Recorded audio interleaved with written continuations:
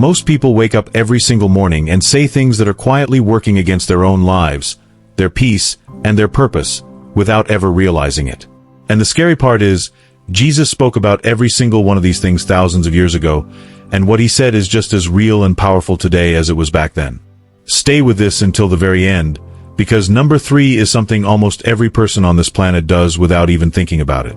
The first thing Jesus made very clear is that we must never say, "I am better than that person." Imagine you are in a room with your friends, and you look at someone who made a mistake and say out loud, "I would never do that. I am a much better person."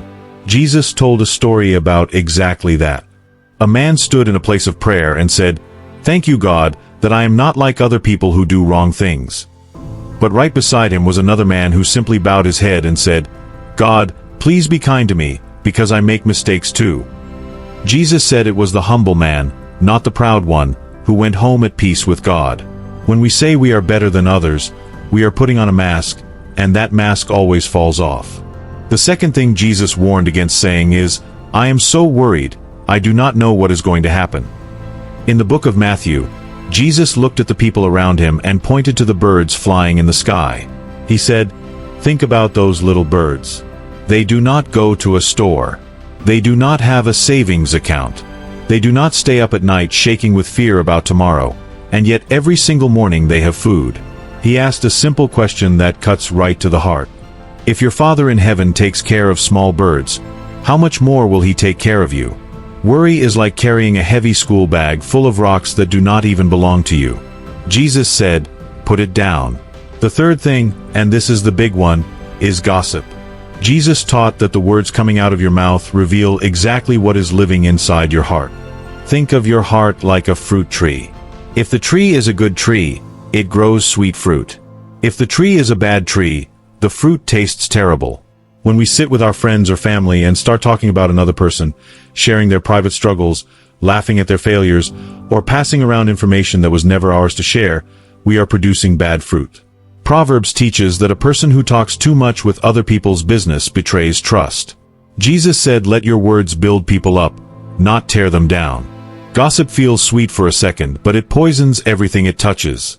The fourth thing Jesus warned us never to say is, "I deserve revenge." When someone hurts us, every part of us wants to go back and make them feel the same pain. It feels fair.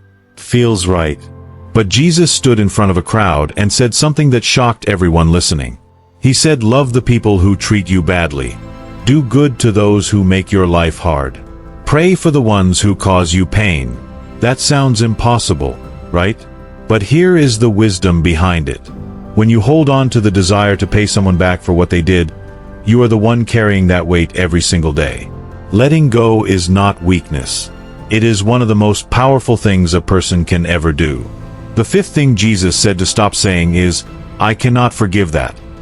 Jesus made forgiveness one of the most important lessons of his entire life. He told a story about a son who took his father's money, wasted every bit of it, and came back home with nothing but shame. Instead of punishment, the father ran to meet him. That is the heart of the teaching. Unforgiveness is like drinking something harmful and expecting the other person to get sick. Keeps you stuck in the very moment that already hurt you. Jesus said forgive, not just once, not just 7 times, but more times than you can count, because that is how free people live. If this story moved you, don't forget to like, share, and subscribe for more powerful stories that challenge your faith and perspective.